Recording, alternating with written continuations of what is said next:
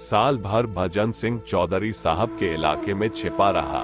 एक और मुसलमान लोग उसकी टोह में लगे रहते थे, दूसरी ओर पुलिस। लेकिन चौधरी उसे हमेशा छिपाते रहते थे। अपने समाज के ताने सहे, अपने घर वालों का तिरस्कार सहा, पुलिस के वार सहे, मुल्लाओं की धमकियां सही, पर भजन सिंह की खबर किसी का कानो कान ना होने दी। ऐसे वफादार स्वामिभक्त सेवक को वह जीते जी निर्दय कानून के पंजे में न देना चाहते थे। उनके इलाके की छावनियों में कई बार तलाशियां हुई।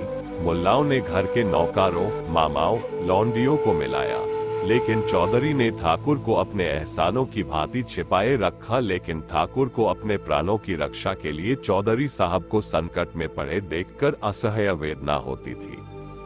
उसके जी में बार बार आता था, चलकर मालिक से कह दो, मुझे पुलिस के हवाले कर दीजिए। लेकिन चौधरी साहब बार बार उसे छिपे रहने की ताकीद करते रहते थे। जाड़ों के दिन थे, चौधरी साहब अपने इलाके का दौर कर रहे थे। अब वह मकान पर बहुत कम रहते थे। घर वालों के शब्द बानों से बचने का यही उपाय था।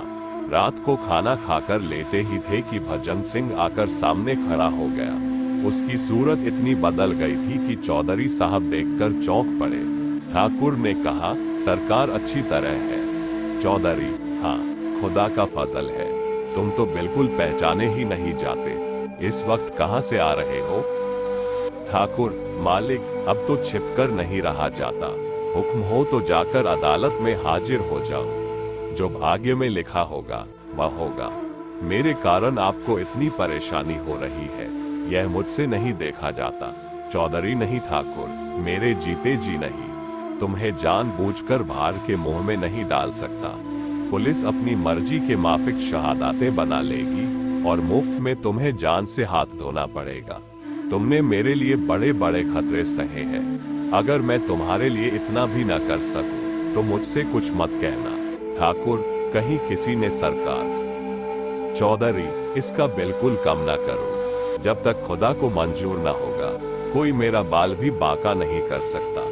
तुम अब जाओ, यहाँ ठहरना खतरनाक है।